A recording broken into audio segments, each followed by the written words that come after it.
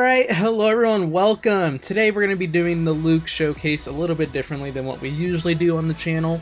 So to start off with, the reason why we're doing a Luuk showcase is because he is currently on banner right now in Wuthering Waves, and this is just to help out anyone who wants to decide whether or not getting Luuk right now is a good idea, because this is his rerun banner. Has he lost value since his initial release back in February? I think it was end of February or beginning of March when he released. And yeah, so to start off with, we're going to be going over his pros, his cons, my experience with playing with him, what he exactly does, and the team that we're going to be showing him on is going to be his best in slot team with, I don't know what Chacona's doing there, with Mornay and Denia, so you guys will get an idea of how well he does in his best in slot team. We are running him as a free-to-play, technically, because even though we are using his premium team, we do not have his signature. We are using the standard banner weapon. Let me go ahead and show you guys this. Yeah, there we go. We are using the standard banner weapon, the new one from 3.0. This one is perfectly tailored to Luuk. It gives him everything that he wants, and it works perfectly with him. So this is a really good alternative if you don't want to go for his sig, if you just want to keep him at S0, R0. So with that being said, let me go ahead and go into the fights, and we'll start off listing off probably the pros first, or what he does actually. While we go over Luuk's kit and his pros and cons, we're going to go ahead and have these TOA runs in the background, that way you guys can get a better sense of how he plays. So to start off with, Luuk is a Toon Break DPS. He is completely focused on Toon Break, but he's not focused on Toon Rupture, he's focused on Toon Strain. So real quick, just to summarize, Rupture is damage that is caused right when you break the enemy. The characters that can use Rupture are Mornay, Lene, Imif. That is their Toon Break setup, is Rupture. So every time you break the enemy, you do like 300,000 damage from Lene, Imif, and Mornay, all reacting to the break, doing additional damage. Think of it as like Super Break from HSR. If you've ever played HSR or done a Super Break team, that's basically what it is. Strain is a little bit different. Strain is basically, instead of causing damage at the break, every time you break the enemy, you inflict a stack of strain, and this stack of strain increases your character's damage against the enemy if they can react to it, which is what Luuk can do. It is what Lene can do when she's in Toon Strain shift mode. Mornay can react to it, Denia can react to it. So yeah, every time you break the enemy, you inflict a stack of strain. And the more Toon Strain characters you have on your team, the more that limit increases, the more you can stack it. So once you have a full team of Toon Strain characters, you can stack up to 3, maybe even 4, depending on if some characters have an extra stack in their kit. So, with that being said, Luuk is a character who wants to break the enemy as much as possible in order to build up his damage, because that is what Luuk specializes in. Every time you break the enemy, you increase the stack of strain, Luuk's damage will rise exponentially. So the longer you fight an enemy, the better it gets, because the more you can break him. So Luuk is very much suited to fighting bosses. That's where he excels at. Against smaller enemies, he'll still do fine. He just won't ever be able to reach his full potential, because he's going to probably be killing them before he's able to get a 3rd or 4th Toon Break on the enemy.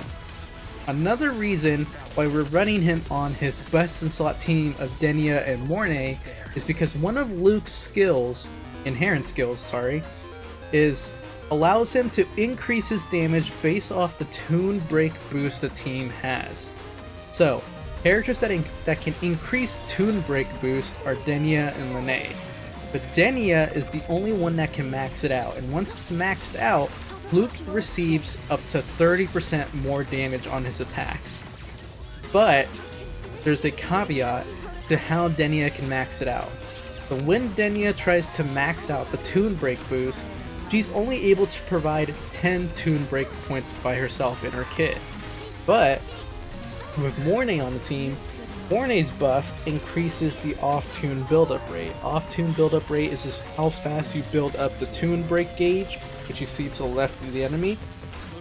Once it reaches over 100%, every 10% that it goes over 100, Denia will increase Tomb Break boost by 8 points, up to a max of 40, and this is what allows Luuk to reach the max 30% threshold for his inherent skill. So in order for Denia to be able to max out Luuk's damage, you do need Mornay. You can run Denia and Lene at the same time, but you won't get the max. It is with Mornay that you need to get the max. So technically, if you have Luuk, you really want to have Mornay, but luckily, Luuk is also able to play really well with a free-to-play setup of Verena and Sanhua, which we'll get to later. But with that being said, that's basically Luuk's play kit in a nutshell. Break the enemy, inflict all these stacks, keep those stacks up because the stacks do go away, but if you break the enemy again, you not only add another stack, you also reset the timer on it.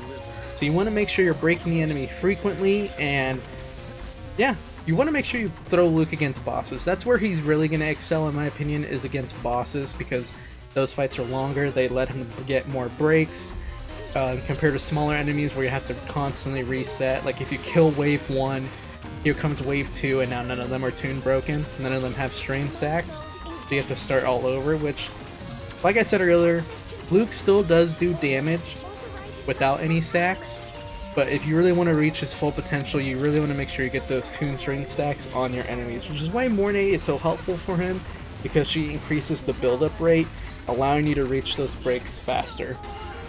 Now let's go over some of the pros, in my opinion, that Luuk has. So one pro is that he's actually extremely free-to-play friendly.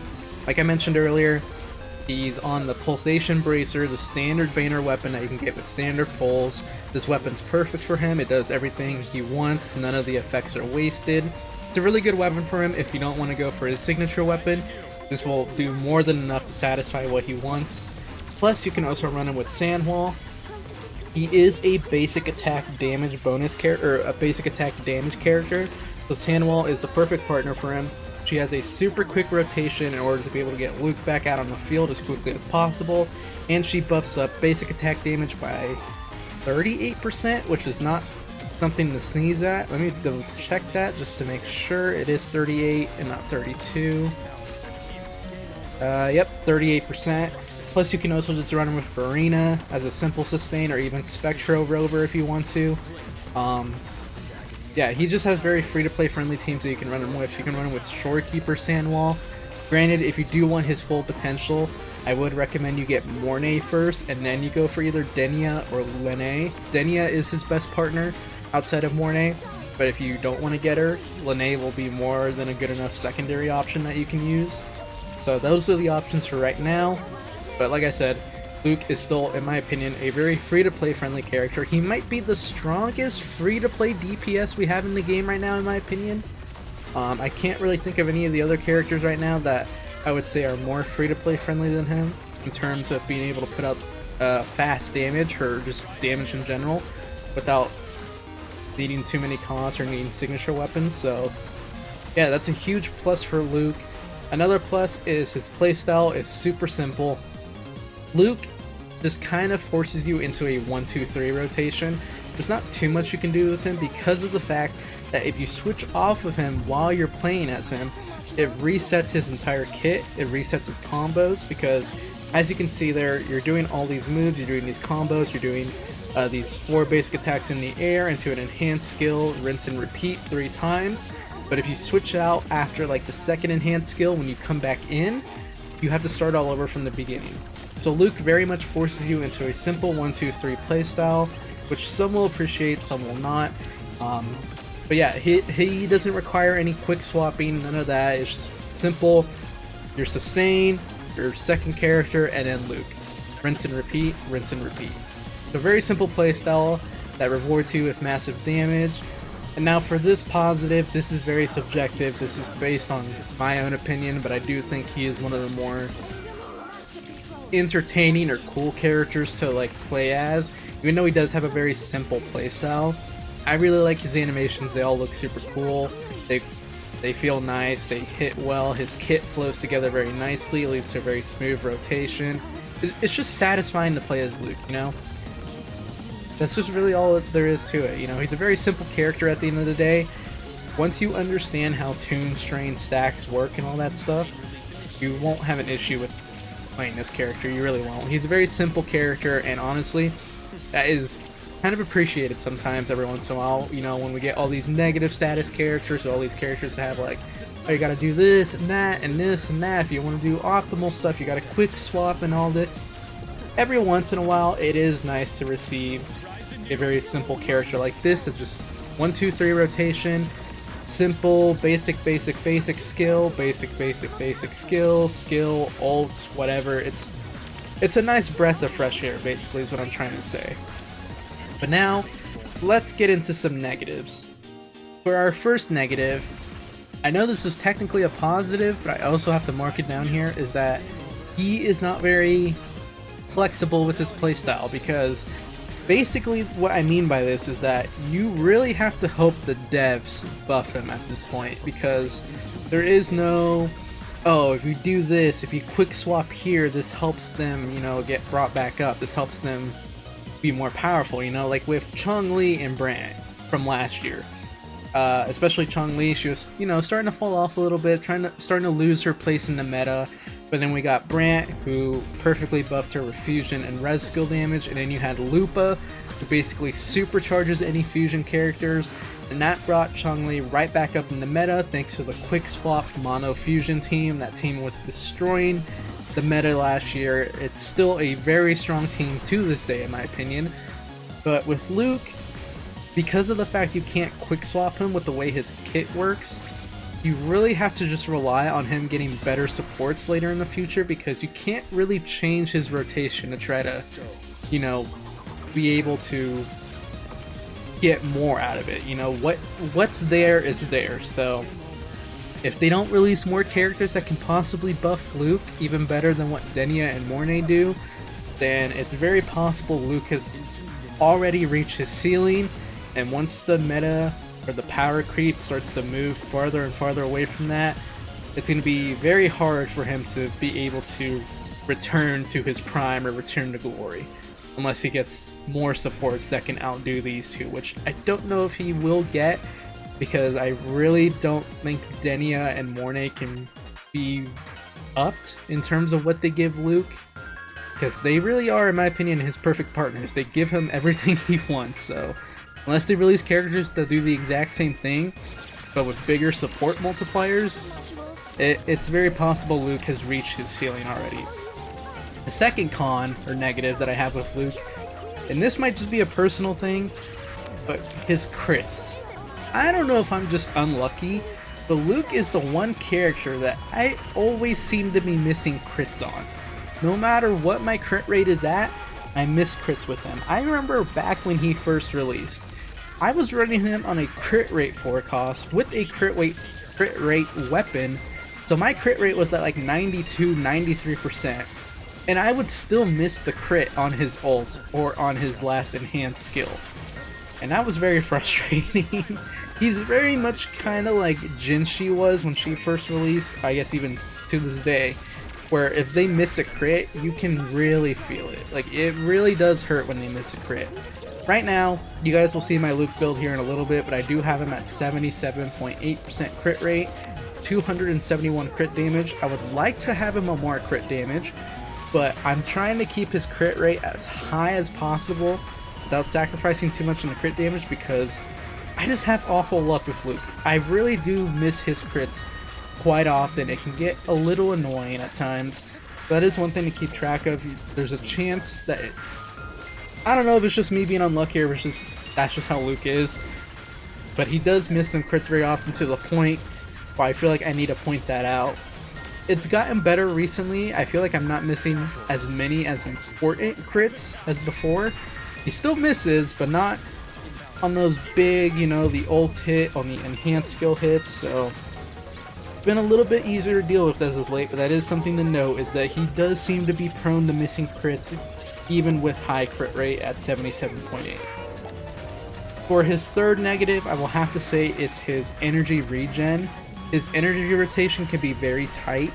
I really do recommend being at least 125% regen, maybe 130. I have him at 120, and even at 120, there are a couple times where if I go through Mornay and Denia's rotation too quickly, that I will get back to Luuk, do his full rotation, and then right when I need his ult, it's missing just like a couple energy, so I would recommend being at 125. I think the recommendation is 120, but I would go ahead and just say 125, 130 just to be extremely safe, especially if you're running with Sanhua and Verena. Those two move even faster than Morne and Denia do, so I would definitely recommend like 130% regen when you're running him with those two. But yeah, his energy rotations can sometimes be a little strict, so just keep that in mind. It's not something you can really budge on, because like I said earlier, he has a very simple rotation. You kind of have to stick to it. You can't quick swap him in to get him more energy while you're doing your rotations with your supports. So yeah, you want to make sure you get that regen fix. You can't really flub on it, you know. I think that's the way I want to say it. Alright, and with all that being said, I'm going to go ahead and show you guys the builds that were used in today's video, just so you can kind of see what Luuk was working with. Overall, I do think he's still worth the pull, especially if you're interested in him at all.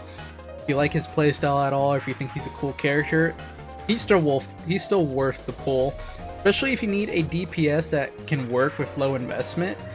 Like I said earlier, I do think he is the best free-to-play DPS in the game right now. To me, I don't really think any of the other characters can do as well as he does with the low cost of only needing one 4-star and then one standard 5-star in Verena. Technically, he can get away with 2 4-stars if you just use like Sanhua and Mortefi, or Sanhua and Baizhe, or even Sanhua and Rover. So yeah, I do think in terms of investments, he's probably the strongest free-to-play DPS. I'm sure people will have the arguments against that, but that's just what I believe. Overall, very strong character, very fun character in character and gameplay. By character, I mean, like in character, I mean story. I feel like I just said character 8 times in a row, and none of it made sense, but I hope you guys understand what I mean. Like I said, I think Luuk is still worth it. If you want to wait for the other characters that are coming out soon, you can. We do know that there is another Toon Strain character coming out that might be taking Luuk's spot with this team of Denia and Morne, because there is a set in the game for Arrow, an Arrow character that increases their damage off Toon Strain. So we've seen the drip marketing. It seems like the Paragon herself is going to be a Toon Strain DPS. That seems to be where they're going with that. So in terms of whether or not she'd be able to replace Luuk, I don't know. She could very easily just fulfill a slightly different role of Toon Strain stacking, or be able to use it in a different way than how Luuk does it. Or she might just straight up replace him on his team. I don't know. We'll have to wait and see.